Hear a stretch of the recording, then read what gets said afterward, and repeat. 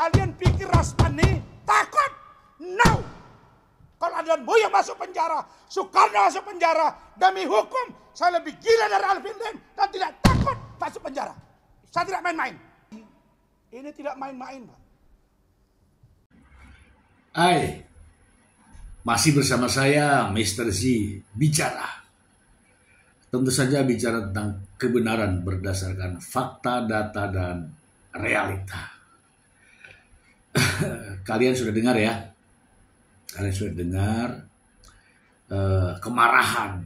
kemarahan dari Rasman Arief Nasution. Sebenarnya apa yang dipermasalahkan? Ya, setahu saya ya persoalannya gara-gara sidang kemarin minta supaya bisa online dan bisa terbuka lah sidangnya itu kan. Tapi hakim kan memutuskan karena ini sidang berkaitan dengan kasus pencemaran nama baik dan juga adanya pelecehan perempuan lah begitu ceritanya.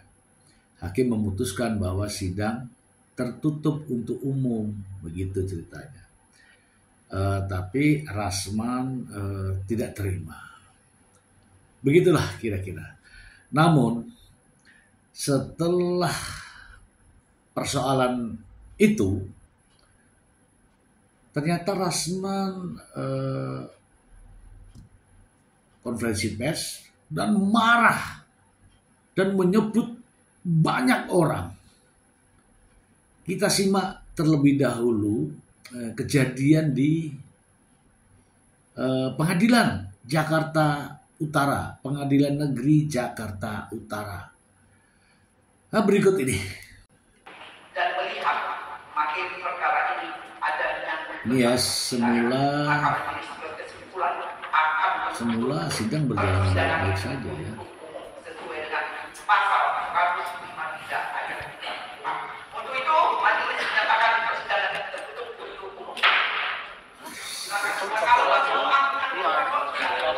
boleh kami inginkan tampil.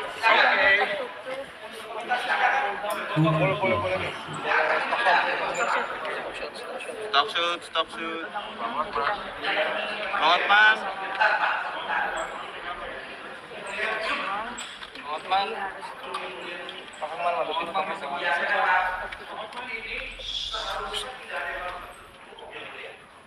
Karena chattingan ini sudah beredar di mana-mana dan saudara Hotman ini sudah bicara di mana-mana dan kasus Vina Eti juga ada kaitannya dengan pelecehan seksual bahkan dibunuh. Tolong yang hadir yang mulia, Pak kami minta supaya media meliput secara live yang mulia. Sudah menjadi ketetapan majelis hakim. Kami berpegang hanya pada apa yang mulia? coba baca 153. Bukan, maksud kami Sebentar. anak-anak di bawah umur yang mulia.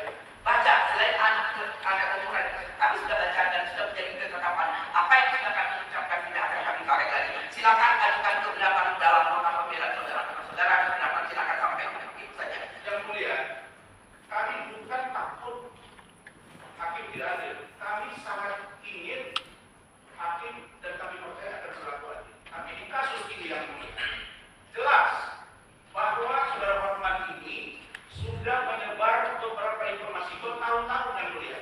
Jadi masyarakat yang membuktikan. Sebentar, itu persoalan di luar persidangan. Begitu di persidangan kami menganggap ini menyangkut ada. Yang mulia, yang mulia. Kami mohon. Nah, dengan kejadian tersebut ada nih seorang pengacara tiba-tiba melompat di atas meja dan main tunjuk-tunjuk lah. Dan itu tidak dibenarkan. Ya, itu ya. Tidak dibenarkan itu masalah itu, ya. Ya, secara etika, itu etika berat itu ketika naik di atas meja pengadilan. Itu mari kita simak.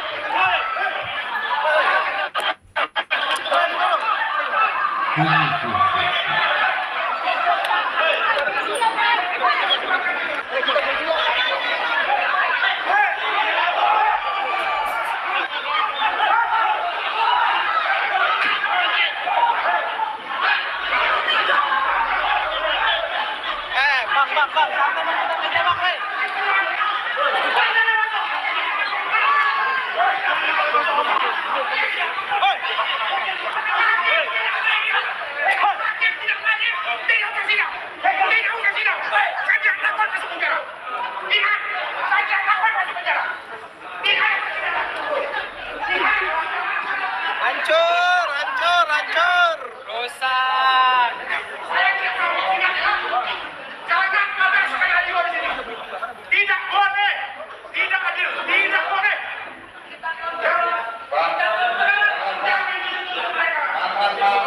Ayo, Tidak ada persidangan politik. tenang, Saya tidak takut berbicara. tenang, tenang. Kontrol, kontrol.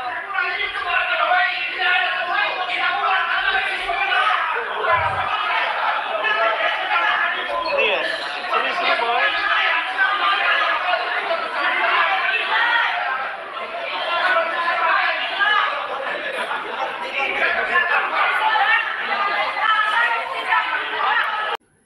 Dan saya heran ini, setelah itu Rasman itu konferensi pers ya, seperti yang sudah saya tayangkan di depan ya. Konferensi pers itu bukannya mengklarifikasi, tapi justru nampak jelas. Sebenarnya Rasman ini diam saja, diam loh ya, diam itu sudah marah. Kalau marah itu lebih parah ya. Coba teman-teman dengarkan baik-baik, jangan di skip. Kemarahan Rasman sebenarnya kepada siapa? Tetapi ketika konferensi pers semua nama disebutkan. Mari kita simak bersama. Kalian pikir Rasman ini takut? No! Kalau ada yang masuk penjara, Soekarno masuk penjara, demi hukum, saya lebih gila dari Alvin Lim dan tidak takut masuk penjara. Saya tidak main-main. Ini tidak main-main, Pak. Saya pernah ngomong kepada istri saya, Bu Ade dengan Bu Eli. Saya siap meninggalkan Indonesia. Saya ditawar mengajar di kampus saya. Saya tidak perlu tinggal di Indonesia. Saya tinggalkan pada hukum bobrok, menghukum orang tidak bersalah, dipaksakan, baris krim, kejaksaan, sampai peradilan. Saya benar nih. Dari sini saja saya mendengarkan ada nama Soekarno di penjara. Soekarno itu maksudnya presiden ya, Presiden Republik Indonesia yang pertama, Insinyur Soekarno. Kemudian ada nyebut Buyung, ya kan, Buyung. Kemudian ada nyebut Alvin Lim. Ya ini nama-nama. Juga menyebut kedua istrinya. Coba simak ya, simak. Kalian pikir Rasman ini takut? No! Kalau ada yang masuk penjara, Soekarno masuk penjara, demi hukum, saya lebih gila dari Alvin Lim dan tidak takut masuk penjara. Saya tidak main-main. Ini tidak main-main, Pak. Saya pernah ngomong kepada istri saya, Bu Ade dengan Bu Eli. Saya siap meninggalkan Indonesia. Saya ditawar mengajar di kampus saya. Saya tidak perlu tinggal di Indonesia. Saya tinggalkan pada hukum bobrok, menghukum orang tidak bersalah, dipaksakan, baris krim, kejaksaan, sampai peradilan. Saya benar nih. Yang lebih parahnya lagi, tiba-tiba muncul kalimat yang diucapkan oleh Rasman. Kalimatnya adalah ada keinginan untuk keluar dari Indonesia karena merasa bahwa ada kampus, entah kampus di mana saya tidak tahu, ada kampus yang mau menerima dia bekerja. Begitu ya. Ya saya sampaikan bahwa Rasman ini saya tidak tahu tamatnya di mana, tapi dia adalah seorang dokter. Mari kita simak. Kalian pikir Rasman ini takut? No! Kalau ada yang masuk penjara, Soekarno masuk penjara, demi hukum, saya lebih gila dari Alvin Lim dan tidak takut masuk penjara. Saya tidak main-main. Ini tidak main-main, Pak. Saya pernah ngomong kepada istri saya, Bu Ade dengan Bu Eli. Saya siap meninggalkan Indonesia. Saya ditawar mengajar di kampus saya. Saya tidak perlu tinggal di Indonesia. Saya tinggalkan karena hukum bobrok, menghukum orang tidak bersalah, dipaksakan, baris krim, kejaksaan, sampai peradilan. Saya benar nih. Nah, konon setelah kemarahan-kemarahan, kejadian-kejadian di pengadilan, ada nih seorang pengacara yang kalau saya melihat sama juga, penuh amarah juga ya. Nggak tahu ya, apa memang begitu wataknya, karakternya atau gimana. Tapi marah juga ya. Dia adalah orang yang naik di atas meja di pengadilan. Mari kita lihat. Masalah saya naik ke bangku sampai saat sekarang, saya ini nggak tahu nih siapa yang naikkan saya ke meja. Saya sudah bilang kafir saya kalau saya tahu. Karena saya udah panik lihat klien saya itu udah dicekek, dianiaya oleh jaksa dan orang yang pakai batik, dua orang itu. Orang nggak jelas mungkin. Kalau memang dia pamdal, mana surat pamdalnya? Adakah SOP pamdal Mahkamah Agung untuk menganiaya klien saya? Kenapa menganiaya klien saya tidak izin kepada kami yang saat itu ada di depan mereka? Apapun tindakan kalian harusnya izin kepada kami sebagai kuasa hukum. Jangan semena-mena terhadap klien saya. Ya. Jadi saya rasa tindakan klien kami Bang Rasman itu hal yang wajar di setiap peradilan, di setiap persidangan. Jangan kaku sekali. Hotman ini ketahuan jarang sidang, seringnya piknik. Makanya dia ini kaget melihat orang seperti itu. Jadi persidangan itu biasa kalau misalnya ada penuntut dengan yang dituntut itu diskusi setelah sidang itu biasa. Dan ini juga ini wanti-wanti saya kepada penganiaya klien saya yang pakai batik ini, entah ini orang dari mana ya, mengaku karena Mahkamah Agung mencederai persidangan ya, memprovokasi ya. Kalau klien kami tidak ada tindakan, jangan euforia. Kalian justru yang menganiaya klien kami ya, mengeroyok yang dimana dan pasal 170 KUHP.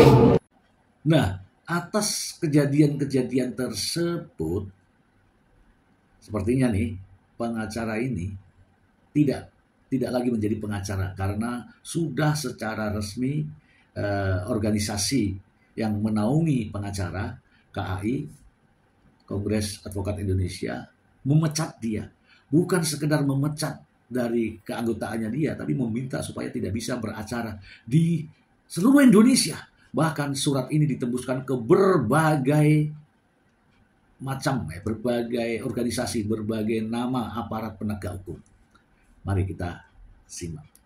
Mahkamah Konstitusi, Komisi Yudisial, Pengadilan Tinggi seluruh Indonesia, Pengadilan Negeri seluruh Indonesia, Pengadilan Negeri Agama di seluruh Indonesia, Pengadilan Tata Usaha Negara seluruh Indonesia, Kejaksaan Agung RI, Kejaksaan Tinggi seluruh Indonesia, Kejaksaan Negeri di seluruh Indonesia, Kepolisian Republik Indonesia, Kepolisian Daerah Polda di seluruh Indonesia, Kepolisian Kota Besar Polrestabes seluruh Indonesia, Kepolisian Sektor Polsek seluruh Indonesia, Dewan Pimpinan Daerah Kongres Advokat Indonesia di seluruh provinsi, Dewan Pimpinan Cabang Kongres Advokat Indonesia di seluruh wilayah Indonesia, dan yang terakhir adalah ASI. Demikian keputusan yang sudah dibuatkan oleh Dewan Pimpinan Pusat atas usulan dari seluruh Dewan Pimpinan Daerah Kongres Advokat seluruh Indonesia. Demikian ini kami sampaikan atas seluruh perhatian dari seluruh warga negara Republik Indonesia, pemerintahan Indonesia. Kami mengucapkan terima kasih. Apakah ada upaya, ada pembelaan dari yang bersangkutan setelah dipecat ini, ataukah sebelum ini apakah ada proses sehingga muncullah keputusan untuk dipecat ini? Keputusan ini sudah merupakan keputusan yang final, ya, dan sudah berlaku pada saat dibacakan dan ditetapkan. Terima kasih. Terima kasih.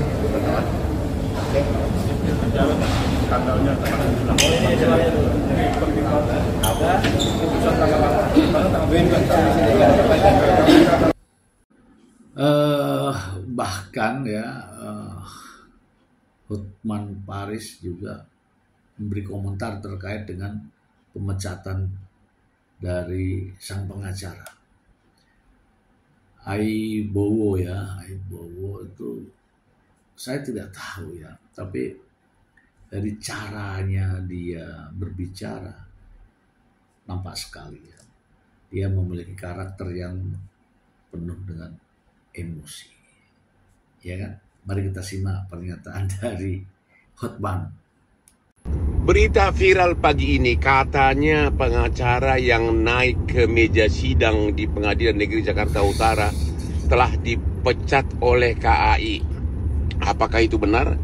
Kalau benar, mohon agar segera KAI mengirimkan surat pemecatannya ke Ketua Pengadilan Negeri Jakarta Utara agar yang bersangkutan tidak bisa sidang.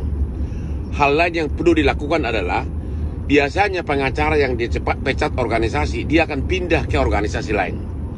Karena di sini menyangkut juga penghinaan terhadap pengadilan dan hakim, kami mohon kepada Mahkamah Agung dan Ketua Pengadilan Tinggi agar surat bas berita acara sumpah sebagai advokat juga dibatalkan oleh Pengadilan Tinggi agar dia benar-benar tidak bisa lagi praktek sebagai pengacara. Ya, jadi yang perlu dibatalkan itu SK advokatnya dan surat bas, surat berita acara sumpah yang dikeluarkan oleh Pengadilan Tinggi. Bagaimana dengan itu pengacara yang mengatakan hakim koruptor karena dia berprofesi sebagai pengacara? Apakah organisasinya punya nyali untuk memecat dia? Dan juga mohon agar KPT dan Ketua Mahkamah Agung juga mencabut surat bas dari orang yang teriak-teriak di sidang koruptor. Salam Muhammad Paris. Oke, saya sendiri juga berpendapat ya, ketika organisasinya sudah mengambil tindakan tegas, kemudian melarang beracara di berbagai tempat ya, macam-macam tempat tadi sudah disebutkan ya. Ada kepolisian itu dari Mabes sampai di Polsek, kemudian dari kehakiman, mulai dari pusat sampai ke tingkat kabupaten, mulai pengadilan agama dan seterusnya. Itu adalah resiko ya. Resiko bukan resiko profesi, bukan. Resiko dari perilaku, resiko dari kebodohan, resiko dari sikap mental yang menurut saya bertentangan dengan etika. Etika apa saja bertentangan. Apalagi ini di Indonesia ya. Hakim adalah wakil Tuhan dan pengadilan adalah tempat satu-satunya untuk mendapatkan keadilan yang hakiki. Namun ketika peradilan diinjak-injak, bukan mejanya ya, diinjak-injak harkat dan martabatnya, maka inilah yang terjadi. Resiko yang diterima ini bukan resiko profesi, tetapi resiko tingkah laku, perilaku, dan kebodohan ya sendiri. Ya semoga tidak ada lagi kejadian-kejadian semacam ini. Ini sebagai contoh. Semoga bermanfaat. Terima kasih.